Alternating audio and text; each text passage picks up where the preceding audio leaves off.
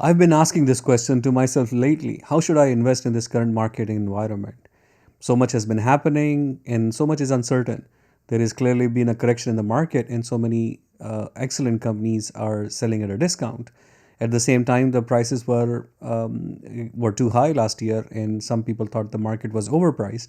So, is it just going back to a normal, or have we reached a normal yet? It's also unclear what's the next 12 months to 24 months outlook is like. Some people say that inflation is coming, recession is coming. We hear a word like stagflation. At the same time, some people think this is just a supply line, transient pressures, and we'll have a deflation in the market. It is also unclear what's the impact of excessive liquidity, quantitative easing, or money printing has had on the market yet. So in that environment, it has been challenging to figure out how you invest in the market. And to answer that question, I have come up with this mental model of three time horizons to think about when investing, and I wanted to share it with you.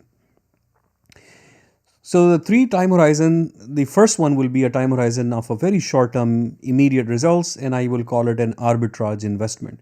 So arbitrage investment means that you have found out an information that the market still doesn't know, and that will have an impact on the stock price or the price of that asset, and the asset will either become more or less expensive once the market find out that information. And that could be a very short term information, just a day news in the morning. You heard something and you knew it's going to have an impact on something downstream. And if, for example, a tanker got blocked in Suez Canal, and you know that will have impact on the supply chains and prices or shipping and so on and so forth. And you could buy something in the morning thinking of just closing at the end of the day or in the next few days, and that I will consider as day trading. However, the short term arbitrage investment could be weeks, such as there is an upcoming revenue from a company, and revenue outlook has been by analysts considered bleak, but you've done deep research and you think that the revenue will be surprising, and the company will do great, and so the shares are underpriced and they will react to the news. Or it could even be a month. So you are seeing increasing sales of a product, a new shoe is selling wonderfully of a new company, a new beverage, or a new drink, and you think that eventually market will capture on in terms of revenue outflow and positive cash flow in this company, and you have this information before the market, which is the stock market analysts who have not figured this out, and you are just waiting, and you buy and you wait for the market to finally get the information and agree with you. However, there are three factors involved. Number one, you have to be right. Number two, the market eventually finds it out. And that, as I said, could be days, could be weeks, could be months, and sometimes could be even longer. And then market has to agree with the information or price it the way you are pricing it. So a company may have an excellent revenue that quarter, and because the future outlook is still unclear for the next future quarters, the market may not give a positive benefit to the company for that excellent revenues. One of the best way of taking advantage of arbitrage investment, which as I identified, could be a financial arbitrage, could be a research arbitrage, could be a social arbitrage, and the best way, is either buying a stock outright or doing options trading if you're really that confident. The downside of option trading over stock is that in stock you still have something even if the price doesn't move, but in options, if the price doesn't move, then you get nothing. You have nothing to hold in the long term. And in options, you're putting a deadline, while in stock you can wait it out. If you thought it will be in a week, market will react, or 2 weeks. Options could expire in 2-3 weeks, but if you have a stock, you could wait for 6 months for market to eventually figure it out. So that's number one, arbitrage investment. The second approach or time horizon for thinking of investment is what I call trend investment. And that's, we're talking about months or years, usually 1 to 2 years, or sometimes even 3 to 5 years. And trend investment is looking at macroeconomic trends. Future trading, for example, looking at trends of inflation versus deflation, increasing energy needs, shortage of energy supplies, labor shortages, aging population, battery and electrification, AR and VR adoption. So 2 years ago, I thought that the electric vehicles are going to become more normal, and regardless of which electric company eventually wins, I have my biases.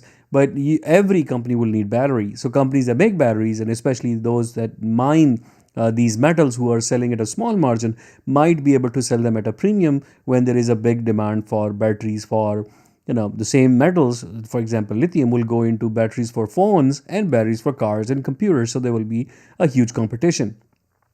So some examples of these macroeconomic trends will be food, energy, inflation, housing, gold and commodities, and so on and so forth.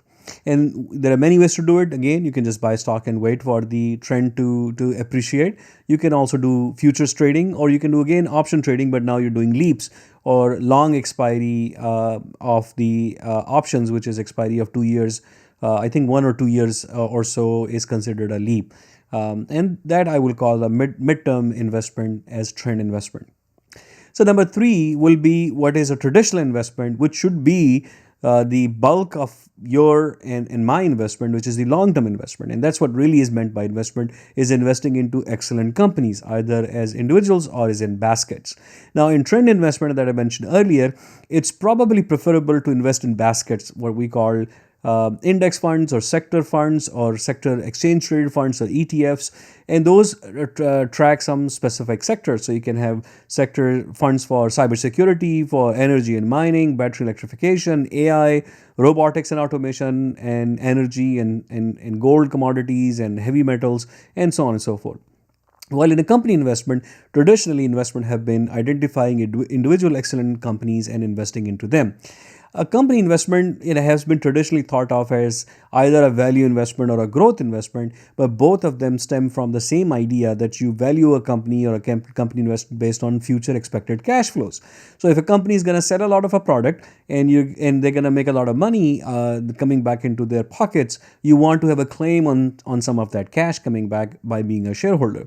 So you really want to have a company that has a product idea, that knows how to execute it, knows what has the production line, has the assets for production, and has the capital needed for that production. And you need to figure out what will be the invested return on that invested capital, or ROIC.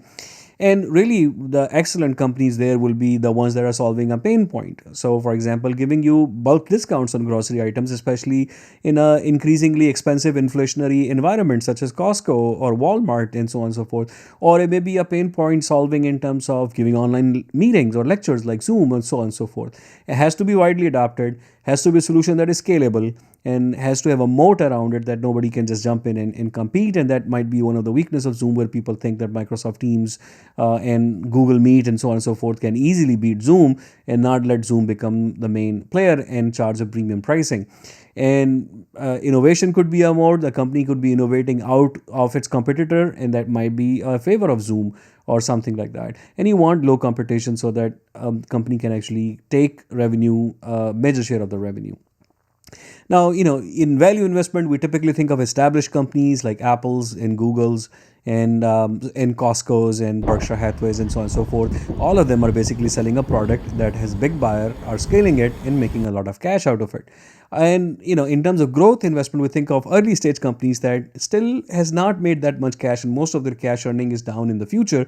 So although they are earning a little bit of cash or no cash right now after investments and expenses, but they may be having a lot of future cash promises. So an example will be Uber, where Uber is net revenue negative, is not making any profits, has no free cash flow, but there is an expectation that once it becomes a dominant market player and this whole ride hailing sets in, grocery deliveries, last mile deliveries, and so on and so forth, Uber might be making a lot of money down the road. Now, in an early stage of investment, even before pre-market, will be where venture capital comes in, and those will be the intense, very long-term venture plays, which is called venture capital, and early stage investment. Now, in company investment, typically the horizon of a long-term investment is 5 to 7 years. If you really found a good company, it's like buying a farm, like Warren Buffett said, and you are trying to get the annual income from the supplies, and some years you will have a good crop and some years you will have not such a good crop. As long as you have the farm working and you have the labor and you have the farm owner, then you will eventually get good years as long as bad years, and averaging out just fine. But you're really talking about, when we evaluate these companies, of 10 to 20 years of horizon, at least 10 years, maybe ideally 15 to 20 years or so. And if you look at the pre-market companies who have not even launched into the market, then they are really looking at a very, very long outcome of 10 to 14 years or so, because they have to come into the market and then spend some time growing, expanding, capturing the innovation, capturing the moat, building a moat around it, and then getting all that free cash flow that you want to have a claim on. So in the end, I will summarize that in these three approaches, we talked about arbitrage investment, we talked about trend investment, and then company-based investment or long-term investment. What really matters are these two principles that I gathered from Warren Buffett that I will share in terms of how should I invest in the current market environment.